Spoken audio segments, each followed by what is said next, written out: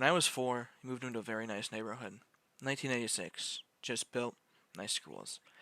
A few weeks after we moved in, our neighbors moved in. I remember the moving truck being there and wondering what was going on, so I went outside to investigate. Just a bunch of adults moving furniture out of the truck. I'm not interested anymore. Well, I'm outside. Might as well go play with my Tonka trucks in the dirt pit out back. Then I saw a girl in the backyard. She looked at me and ran around the far side of her house. For some reason I cannot explain to this day, I ran alongside my house to the front yard. There she was. Upon seeing me, she ran out of view to the backyard. Again, I did the same. This stupid shit went on a few more times. I said the 4-year-old version of fuck it and just walked over. After some awkward introductions, we'd become friends. We were born only 2 days apart. Capricorn, bitches. Naturally, as we became friends, so did our parents. She was a bit tomboyish. We ended up liking a lot of the stuff I did. I liked climbing trees, so did she. I liked to play Tonga trucks in the dirt pit, a 6x6 spot in the backyard my dad made for me. She really was into creating channels that represented rivers and making toothpick or popsicle stick bridges in there. So she usually ended up playing the role of foreman, and I drove the Tonkas around digging out her rivers. Naturally, we spent more time together than we did with our friends of the same sex. I clearly remember, at barbecues or just idle talk between our parents. The running gag was that we were going to get married after high school. I think the fact that we were friends at such a young age and really enjoyed playing together eased the issue of leaving us alone together. As we got older, the leash that tied us to the house was removed. Around 9, we discovered that the hill behind our houses consisted of forest. Play in the woods was a common phrase. We had spent entire days in there. Can't do shit like that today, though. In the summer of 91, we discovered a place very neat. A clearing of about 2,000 square feet with a large sycamore tree in the center. Floor was covered in ivy, not poison ivy. Over time, this became known as the place. It was also around this time we began to notice each other as more than friends. The winter of 1995. It is now customary of our families to celebrate our birthdays together, generally on the day before hers and after mine. On her birthday, I brought her to the place. I remember that day clearly. The snow fell and covered a clearing, making the area look pristine. We walked to the tree in the center, and I gave her her first gift I could afford of my own. As dumb or as corny as it may seem, it was the first Calvin and Hobbes book. She was a huge Calvin and Hobbes fan. I was never good at thinking up thoughtful one-liners, so I just went, "Happy 13th birthday, Femanon." I was given a hug back as a thank you, and she sat up against a tree. We began reading together. She was halfway through before the sun had just set, and it was impossible to continue. But we did not leave. We continued to talk for about 20 minutes before falling silent, her head on my shoulder, and both of us just enjoying the moment. Then out of the blue, "Anon, do you like me?" Yes. It was automatic, and I gave it no thought. "I like you too." She looked up at me, and on a cold January night, underneath the middle of a forest, we had our first kiss. It seems that in some women, a crazy switch resides in them. At an unknown point in their lives, that switched to on. Such was the case with my mother. It started with yelling and arguing, then closet alcoholism. Soon men I had never met before started coming over with her and when my dad was at work. This went on till the summer of 1996. That's when the term divorce became a regular part of my parents' vocabulary. It was very ugly, but in the end my mother won custody of me and got the house, and pretty much everything else. We started our sophomore year together, but after a month I was told that we were moving. My mom would not tell me where or give me the address, thinking I would give this to my father, which he would get anyway, through the courts. But at 16, I did not know how that shit worked. I wanted to give Feminon that info so we could remain in contact. Remember, 1996. No Facebook. Internet was still foreign to us. Knowing our time together was fast approaching an end. September 21st, 1996. We moved the next day. It was very early, and I had to sneak out of the house, because at this point, my mom prohibited me from seeing the neighbors. She thought they were working with my dad to mine me for information. I knocked on her window, and she pointed to the back of the door. Her parents greeted me there, which I thought had me busted. The past year had fucked up my understanding of them, and constantly having to avoid my mother bled me into viewing all adults as evil. She came out, dressed and ready to spend our last day together, and our parents handed her a bag of food. "You two spend as much time together as you need." We left and headed to the place. Most of the day we spent talking about how much bullshit it was that I was moving. It wasn't until the evening we reached the bottom of the bag and found an unopened condom. Instead of trying to discover how it got there, nature took over. Once we were clothed again, the condom disposed of, and several hours passed in silence, just holding one another. The full moon set directly above us, illuminating the entire area. It was then, I checked my watch, 02:55. The moving van would arrive in 5 hours. Knowing our time was up, another hour is spent bawling, just before we head back home. "Anon, give me your multi-tool." I handed her my Leatherman Super Tool my father gave me 2 years back. "Son, if you're ever going to spend that much time outdoors, you might need a good tool." I remember him saying when I opened the gift, to this day, I always carry a Leatherman on me. She began to carve into the tree the classic heart with initials. I carved my initials in. Carving into a tree is much harder than the TV makes it appear. Now, we'll always be together. I spent a little over 2 years with my mother before she relinquished all custodial rights to my father and moved out of state. The past 2 years with her reduced my motivation to try and see Femanon again to zero. At this point, I'd written off the whole thing and continued on with my life. Besides, I now live 200 miles away. At 17, was viewed as impossible. Also, the insane amount of prescription drugs she had me on for bullshit reasons helped me with pushing it away from my mind. I joined the Navy at 18, spent 6 years there. AS.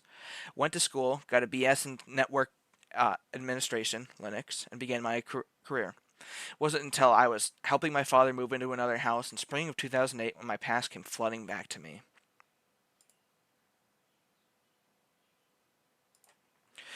There was a box in the basement labeled Anon's Cool Stuff. Why not? I have a few hours to spare for nostalgia. On top was a yearbook of my 5th grade year in elementary school. I began thumbing through it, recognizing names and faces. When I got to my class, I saw her. Over a decade worth of memories smashed into my brain all at once. The book in my hand, I ran upstairs. Told my dad sorry, but there was something I had to do, and left. He later told me he knew exactly what happened, and when I rushed out of the house with that yearbook in hand. I drove 200 miles back to my old stomping grounds. The neighborhood looked unchanged, save for the trees being larger. I got to my old house and parked in the street. She'd obviously moved too, since some old people I had never seen before were in the guards wrenching on what appeared to be a 65 Shelby. Guess I'll start there. Pardon me, Anons. They came out from under the hood. I explained myself, living next door, and asked how long they had been there. 8 years. Damn, I've been away for quite some time. I asked if I could cut through the yard to ask access to the forest. Sure. Now, maybe because I was younger and lacked any concept of different distance, or maybe I just got lost, but Jesus fuck, that place is a lot farther than I remember. When I finally reached it, I stood on the edge of the ivy. The whole area looked like a time capsule. Nothing had changed. I proceeded toward the tree, and when I found the carving, I let out an audible, "No way!" Someone had retouched the carving. It still looked as though it were carved within the past few months, and below it was tally marks that counted up to 12. 12? That's only a year since I moved. After an hour of bawling, I returned to my car, thanked the homeowner, and just as I was getting into my car, "Hey buddy, hold on. Not sure if this means anything to you, but I was thinking only 2 people have cut through my yard to get to the forest back there. You being one. Now I don't know where the other one, but for the first 3 years I've been here every early January. I'd find footprints in the snow leading out to the woods. Thank you, sir. You've done more help than you could possibly understand." I returned the next morning to help my father begin my wait. I now had 3 dates to choose from: my birthday, the day after my birthday, and her birthday. To maximize the chances of being right, I started on my birthday. Now, I couldn't go back to Shelby's rebuild house and ask to camp outside his house waiting. Besides, what he told me meant that she no longer used his yard to access the woods. The only other point of access was a park a mile away on the opposite side. The day before my birthday, I went to the park and checked the tree just as a dry run. Holy fuck. Walking a mile through the thick forest in the goddamn snow takes for fucking ever. And thank God for GPS. There was no way I could have found it starting from the park. I was fully committed to this. To make sure I didn't miss a damn thing, I was going to stay overnight each night at the park and using his camping facilities for showering and whatnot. First 3 days, nothing. I was extremely bored, and by day 3, I was pretty much on the verge of saying fuck this noise as my patience had run out. And then a car pulled up with a single female in it. She got out and walked into the woods. I was able to confirm who it was because some fat fuck was in my line of sight. All I knew was female in the woods, and like a creepy rapist, I followed. The snowfall was heavy. All I had to follow were her footsteps in the snow and the breaking sticks ahead of me. Finally, I got to the place. Her back was turned to me. She was carving another tally mark into the tree. I stood at the edge of the clearing, which put me about 40 feet from her, and waited. After some sobbing noise, she stood up and turned around. I heard a startled gasp from her, and she froze in fear. I removed my hat. Her hands went up to her mouth, and tears began to flow. I walked over to her, and without a word, we embraced each other. After some time, we separated and began our reunion. I explained the whole deal to her, what happened after I moved, etc. Hours passed there until it was dark once again. This seems to be a thing with us. Whenever we're both at that tree, we never leave it until dark.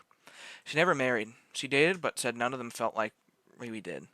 What I did find amusing was she went to school to become a civil engineer. Considering the billions of toothpicks and popsicle sticks she used for making various bridges and buildings, it made sense. We spent the few nights together at her place catching up. I was reintroduced to her parents, who were overcome with joy to see me. Her father did ask, "So Anon, did you get any use of it?" I instantly knew what he meant. Yes. Yes, we did.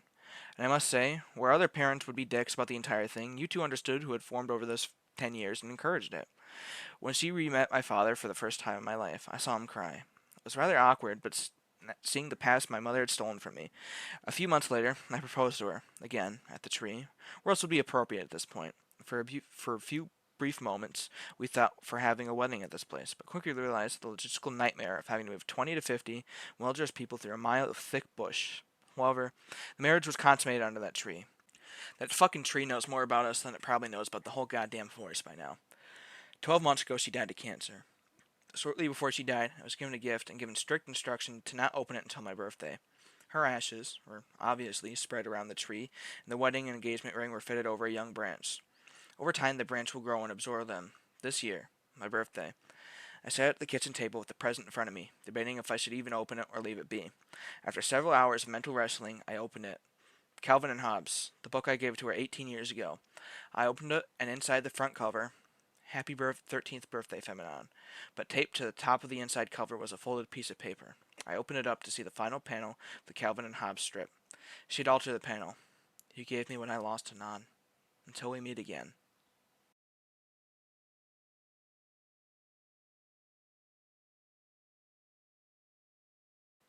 So, yeah, that was Anon and Femanon, read it off of Biblioteca Anonima. There'll be a link in the description if anyone wants to see the actual story and see what I omitted, because I'm not the greatest reader, if you couldn't tell. Obviously, this is my first video. Welcome. Uh, I've wanted to do something like this for years, as probably about as young as he was through part of the story. About 13, I started watching videos like this on YouTube. Sweeter, Punish Creep's work. I know I'm not as good as the readers they are, but oh, also Doverbread too. I've been watching his videos recently. I just kind of got inspired to make videos of these of my own. It's not, obviously I'm not a great reader, but it's more for passion, things that I enjoy, honestly. I meant to use this account for video games and streaming forever ago, but didn't really quite cross my mind about how I should do it. So instead, I am going to be using it for just kind of narration of 4chan stories, Reddit stories, other cool internet stories. It's not going to be just like feels, like sad type of stuff. I just figured this would be kind of a fitting first video. Uh, I will probably move into funnier stuff, and I don't want to do like compilations or anything, like I know some YouTubers do. I'll probably just keep those shorter stories to YouTube Shorts, where the attention span is short. Yeah, I forgot what I was gonna say. I don't feel like re-recording it, so I'm gonna splice this. I'm probably gonna upload once to twice a week. I want to start with like some series, I guess. Like I really want to read Blind Mute, and that'll probably be done like 11 parts, and for whatever this website has it organized as is like 11 different chapters. So I figured, okay, 11 chapters doesn't seem bad at all. So I'll probably just be using that. Um, that's really about it. Shorts will probably be done daily since those are real easy. But again, thank you for watching. If you like, leave a dislike. If you didn't, leave a dislike. Leave a comment to say something. Say you enjoyed my video or anything you want to say. And I really want to thank you for getting to the end of this video. Obviously, I know this isn't high effort content, but I really enjoy it. Thank you.